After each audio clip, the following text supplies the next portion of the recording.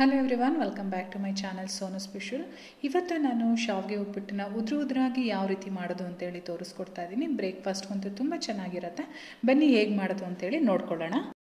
ಮೊದಲನೇದಾಗಿ ಸ್ಟವ್ ಮೇಲೆ ಒಂದು ಫ್ರೈಯಿಂಗ್ ಪ್ಯಾನ್ ಇಟ್ಕೊಂಡಿದ್ದೀನಿ. ಇದಕ್ಕೆ ಒಂದು 2 ಟೀ ಸ್ಪೂನಷ್ಟು ಎಣ್ಣೆ ಹಾಕಿದ್ದೀನಿ. ಎಣ್ಣೆ ಸ್ವಲ್ಪ ಬಿಸಿ ಆದಮೇಲೆ ಶಾವಿಗೆನ ಸೇರಿಸ್ಕೊಳ್ತಾ ಇದ್ದೀನಿ. ಇಂಥದ್ದೇ ಬ್ರ್ಯಾಂಡ್ ಅಂತ ಏನಿಲ್ಲ, ನಿಮಗೆ ಯಾವ ಬ್ರ್ಯಾಂಡ್ ಅವೈಲೇಬಲ್ ಇದೆಯೋ ಸಿಗುತ್ತೋ ಅದನ್ನೇ ಉಪಯೋಗಿಸ್ಕೊಳ್ಬೋದು. ಇವಾಗ ಚೆನ್ನಾಗಿ ಸ್ವಲ್ಪ ಕಲರ್ ಚೇಂಜ್ ಆಗೋವರೆಗೂ ಫ್ರೈ ಮಾಡ್ಕೊಳ್ಬೇಕಾಗತ್ತೆ.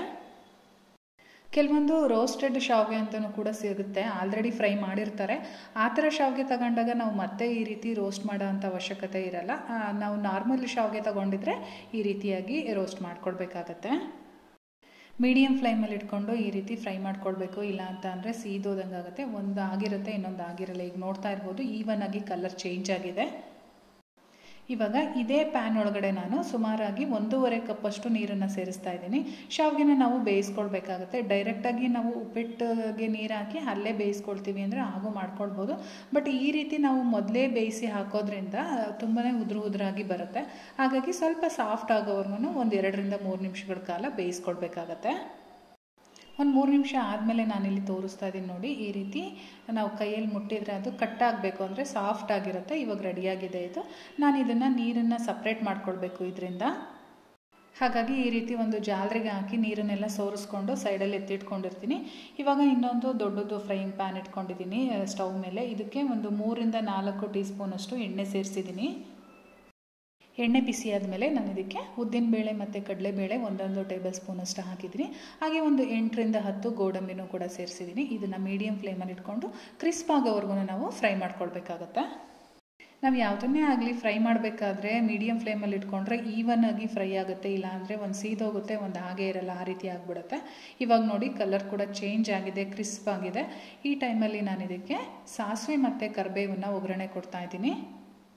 ಸಾಸಿವೆ ಚಟ್ಪಟ ಅಂತ ಸಿಡಿಯೋಕ್ಕೆ ಸ್ಟಾರ್ಟ್ ಮಾಡಿದ್ಮೇಲೆ 2 ಮೀಡಿಯಮ್ ಸೈಜ್ ಈರುಳ್ಳಿನ ಮೀಡಿಯಮ್ ಸೈಜಲ್ಲಿ ಕಟ್ ಮಾಡಿ ಸೇರಿಸ್ಕೊಂಡಿದ್ದೀನಿ.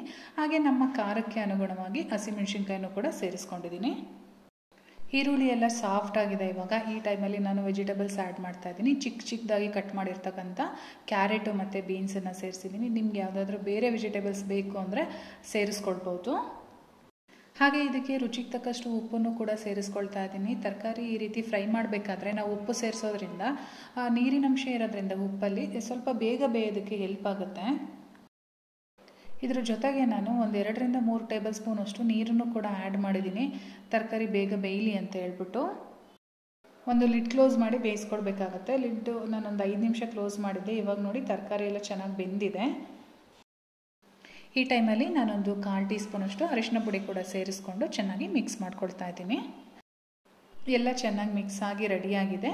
ಇವಾಗ ನಾನೇನು ಮೊದಲೇ ರೆಡಿ ಮಾಡಿ ಇಟ್ಕೊಂಡಿದ್ದೆ ಶಾವಿಗೆ, ಅದನ್ನು ಸೇರಿಸ್ಕೊಳ್ತಾ ಇದ್ದೀನಿ. ಶಾವಿಗೆ ಇವಾಗ ತರಕಾರಿ ಎಲ್ಲ ಒಗ್ಗರಣೆ ಮಾಡ್ಕೊಂಡಿದ್ದೀವಲ್ವ, ಅದ್ರ ಜೊತೆ ನೀಟಾಗಿ ಹೊಂದ್ಕೊಳ್ಬೇಕು. ಆ ರೀತಿಯಾಗಿ ನಾವು ಮಿಕ್ಸ್ ಮಾಡ್ಕೊಳ್ಬೇಕಾಗತ್ತೆ.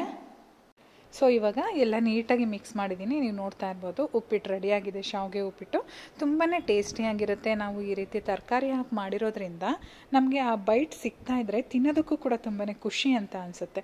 ಲಾಸ್ಟಲ್ಲಿ ಸ್ವಲ್ಪ ಕಟ್ ಮಾಡಿರ್ತಕ್ಕಂಥ ಕೊತ್ತಂಬರಿ ಸೊಪ್ಪನ್ನು ಆ್ಯಡ್ ಮಾಡಿ ಮಿಕ್ಸ್ ಮಾಡ್ತಾ ಇದ್ದೀನಿ. ಶಾವಿಗೆ ಉಪ್ಪಿಟ್ಟು ರೆಡಿಯಾಗಿದೆ. ಇವತ್ತಿನ ಈ ರೆಸಿಪಿ ನಿಮಗೆಲ್ಲ ಇಷ್ಟ ಆಗಿದರೆ ಒಂದು ಲೈಕ್ ಮಾಡಿ, ತುಂಬ ಇಷ್ಟ ಆಗಿದರೆ ಸಬ್ಸ್ಕ್ರೈಬ್ ಮಾಡ್ಕೊಳ್ಳಿ. ಹಾಗೆ ಯಾರಿಗೆಲ್ಲ ಉಪಯೋಗ ಆಗುತ್ತೋ ಅವ್ರಿಗೆ ಶೇರ್ ಮಾಡಿ. ಫೇಸ್ಬುಕ್ಕಲ್ಲಿ ನೋಡ್ತಾ ಇರೋರು ಫಾಲೋ ಮಾಡೋದಂತೂ ಮರಿಬೇಡಿ. ನಾನು ಮತ್ತೆ ಸಿಗ್ತೀನಿ ಮುಂದಿನ ವಿಡಿಯೋದಲ್ಲಿ. Thank you.